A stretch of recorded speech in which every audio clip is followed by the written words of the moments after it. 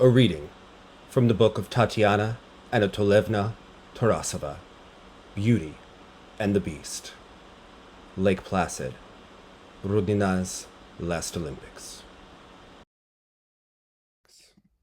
Before Lake Placid, we trained for 2 weeks in a small town near Boston.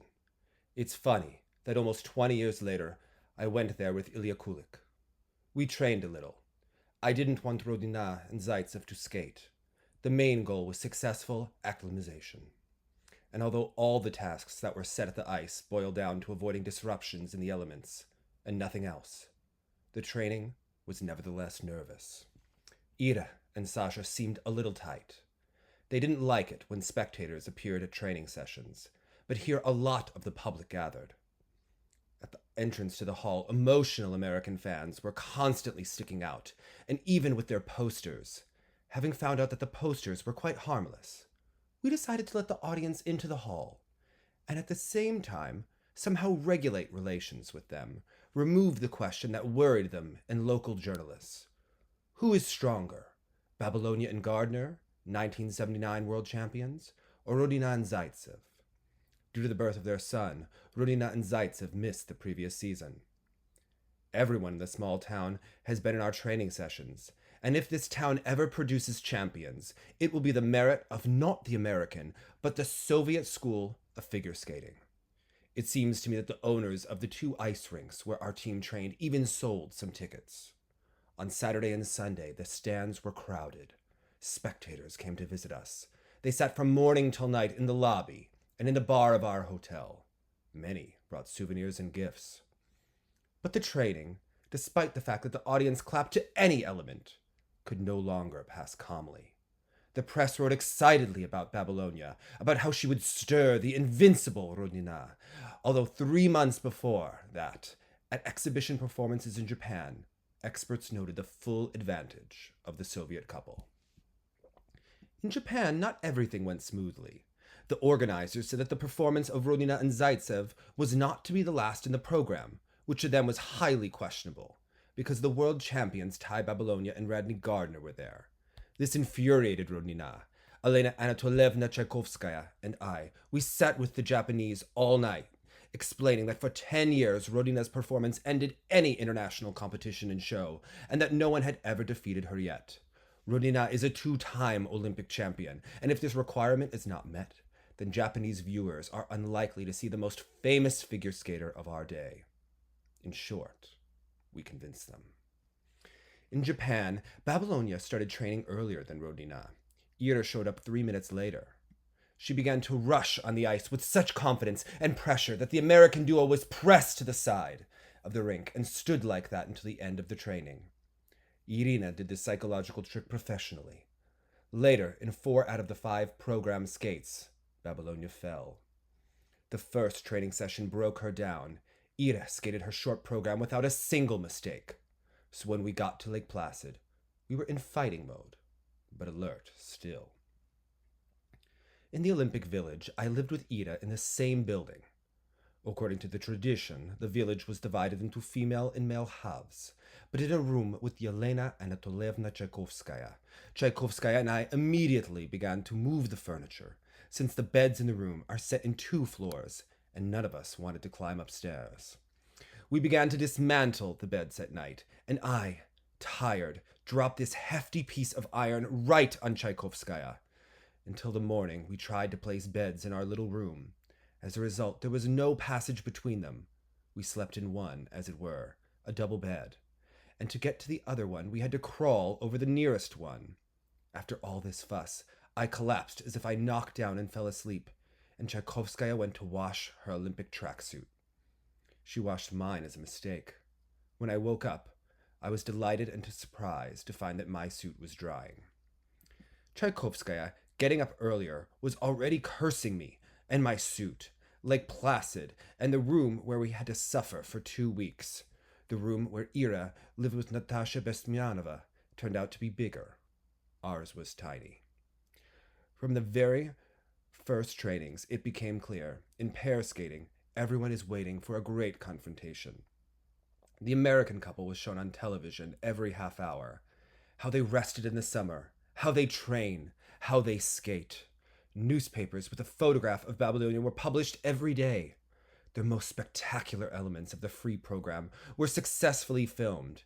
If they showed the program of Ira and Sasha, then they showed them from behind, or from the side, in the most disadvantaged piece of the program. Sometimes I just got scared. And the judges began to talk that they liked Babilonia, that it was a new style, that an American couple would seriously fight the Soviet one for the first time, although before Lake Placid, they had never faced Rodnina in a competition. 3 days before the start of the competition, the referees found 3 errors in Rodnina's free program. Errors, elements in violation of the rules in minor and passable parts of the program, began to be shown on television, and it was explained to the public and the judges that they needed to lower the marks for them. I banned television in part of the building where we lived, and newspapers too, and generally talking about this topic at all. I was summoned by the leadership of the Soviet delegation and asked if I was going to change the program. I replied that of course, I could do it in 3 days, but the athletes will feel insecure. The conversation went on with our judges as well. After these conversations, I lied down in a bed. I have such a feature. In a difficult moment, I must lie down. I only went to the training. Tchaikovskaya runs in a similar situation all the time. She runs away at 6 in the morning and returns after midnight, and everything is running, and I'm lying and not talking to anyone. I was in such a difficult mood that I was afraid that it would be passed on to the athletes as well. They trained normally, and in general I was confident in them. For me, to this day, the situation is the most difficult in my life, difficult in choosing the right decision. But the skaters did not know about all of this mess and my torments. I didn't let them go into Babilonia's training, although I looked it up myself. Remained after our sessions at the rink. This was the last workout before the short program, and it was on this day that Gardner began to fall on a double flip. I sat very close, near the side, and clearly saw that he was very nervous and could not control himself. Without making a single jump, he left the training, and I sat down on purpose so that they could see me. Babilonia and Gardner showed up at Rodnina and Zaitsev's training only once. They sat at the very top, imperceptibly, but I saw them, and immediately said to Rodnina, "They're huddled in a corner. Now they'll fray all their nerves and leave in 15 minutes. And so it happened. Rodnina was perfect, and this training killed the Americans. They got up exactly 15 minutes later and left. A quarter of an hour was enough for them. Rodnina impressed them like a snake on a rabbit. From Japanese shows as well, it proved they were not mentally ready to beat Ira. Before the start, I did not go anywhere on the last day. I did not communicate with anyone. This is my usual state at the competition day. In the evening, we came to the rink. There was a crowd at the gates. Ira walks in the corridor with her head bowed in concentration. The impression is that she is alone in an empty mine. Nobody dared to approach her. I didn't come out to watch the other couples. I was saving up strength in myself. I needed them in order to skate the program with my skaters. I just went to see Gardner's warm-up. I climbed out where the television cameras were. No one was allowed on the Lake Placid skating rink, and thus ended up in the aisle. To my right, the judges were sitting, and above me was the leadership of the International Skating Union. During the warm-up, Gardner fell 5 times. He fell from spins, a double flip, steps, and couldn't lift his partner. The judges sat as if paralyzed. The audience was silent, in horror. You don't have to be a specialist to see how mentally unstable he was. The 6-minute warm-up has already ended, and the Americans are still trying to do lifts. For the first time in my practice, the athletes did not finish their training in 6 minutes, and the judges did not even move. No one even said anything. And again, the lifts failed. I shouted up to Valentin Nikolaevich Piseyev. He is a member of the ISU. "Time! Protest! Submit your protest!" He runs down to the judges. But they, as if waking up, give a sign. The stopwatch reads 6 minutes, 23 seconds. I immediately understood that the world champions have no chance. It is difficult, almost impossible, to get athletes out of this state. Babilonia and Gardner skated third in the strongest group. They went out on the ice when they announced the scores of the previous couple. She goes out first. He follows her and falls at the side. He gets up Giggles. And the skate falls again. His legs stop obeying. He is as white as chalk. Then they said that Gardner had an injury. But this is all nonsense. We, the coaches, knew what was going on with him. Babilonia takes his hand and leads him to the red line. He immediately turns and runs off the ice. The coach holds him, does not let him go further, and everyone can see this. And I stand nearby in the aisle. Gardner is torn. The coach grabbed him. All this happens very quickly. Babilonia turns. The partner is not around. He is no longer on the ice, and she begins to cry.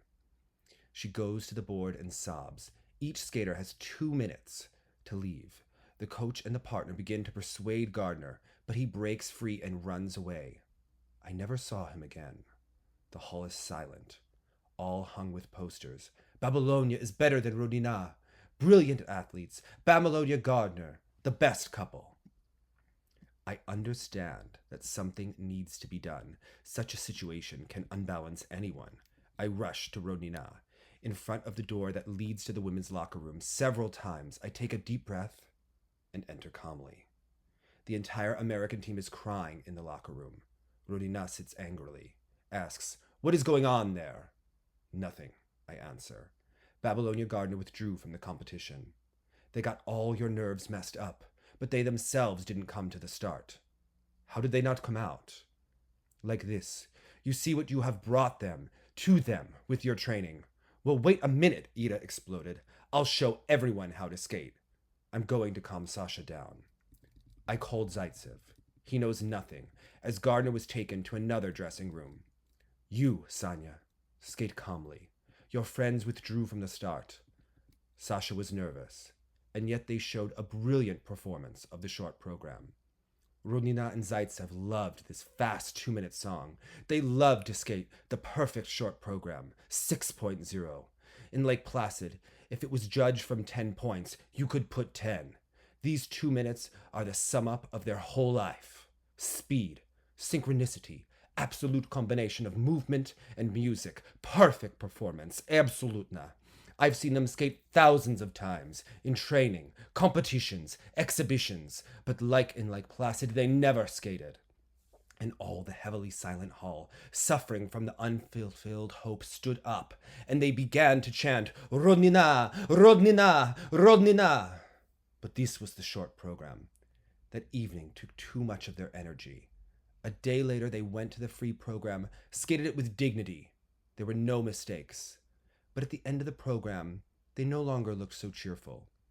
It was not physical, but psychological exhaustion that affected them. Their emotions splashed out the day before the final evening. The scoreboard lit up. Sasha came to me. "And Tanya, take it." I gave him a shoulder. He was unconscious. Journalists wanted an interview. The cameras were pointed. But Ida seemed to be sipping strength at the sign. "And Tanya, I am an Olympic champion for the 3rd time." I say, "Aren't you even tired?" "Why get tired when you win the 3rd Olympics?" "Sasha is bad. It will go away," Ira replies. We put Sasha down, give him ammonia, and they went to the pedestal. Irina burst into tears there. I cried too, realizing that I was saying goodbye to them. At one time, they, the famous champions, came and trusted a little-known coach. For 6 years I worked with them, and now I say goodbye. But with the realization that I did everything I could. I helped preserve this pair, preserve it for sports, and possibly extend their sporting life. No, I didn't let them down.